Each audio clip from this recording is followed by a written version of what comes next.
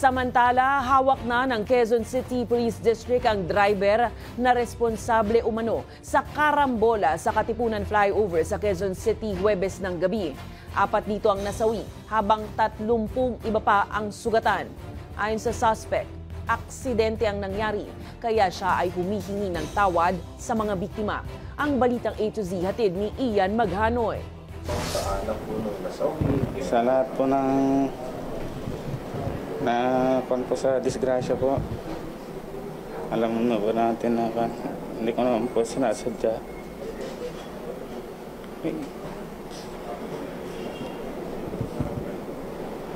Hindi ko po kagustuhan yung nangyari. Disgrasya. Emosyonal na humingi ng tawad si Richard Mangupag, ang driver ng 10-wheeler truck at itunuturong suspect sa nangyaring karambola ng mga sasakyan sa northbound lane ng Katipunan flyover sa Quezon City pasado alas 6 ng gabi ng Huwebes. Ayon sa pulisya, inararaw nito ang mahigit 20 sasakyan. Ang confirm po na namatay is 4. 30 po yung, so far 30 po yung reported na injured.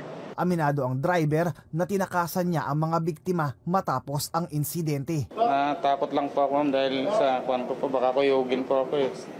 Kaya nagpunta po ako sa bahay para magpasama po ako sa asawa ko. Tapos tumawag po ako sa boss ko na sabi niya pupunta po ako dito mismo sa police station ng Sector 3. Pero nadakip pa rin siya ng mga pulis pasado alauna kaninang madaling araw sa kanyang bahay sa CP Garcia Street, UP Campus sa Quezon City. Nahuli rin namin siya after ng tip ng isang ng kanyang pahinante na nagkataong pamangkin din niya. Base sa aming pagtatanong sa interrogation doon sa mga pahinante niya, nasabi niya po na kung saan yung pwedeng mahuli yung nasabing driver. Nung papunta po kami, paalis na po kami doon sa bahay. Sakto naman po na may pulis na po manghuli. Sa ngayon, hinihintay pa ng otoridad ang resulta ng drug test at liquor test ng driver. Iniimbestigahan din kung nakatulog ang suspect habang nagmamaneho.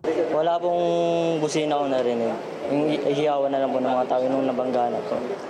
Pansamantala mo nang itinabi dito sa ilalim ng flyover ng Katipunan, katabi ng Quezon City Police District Traffic Unit, ang mga sasakyan na to, katulad ng SUV na to na parang NIUP na parang lata, motor, at L300 na inararo kagabi habang nagpapatuloy ang investigasyon ng pulisya.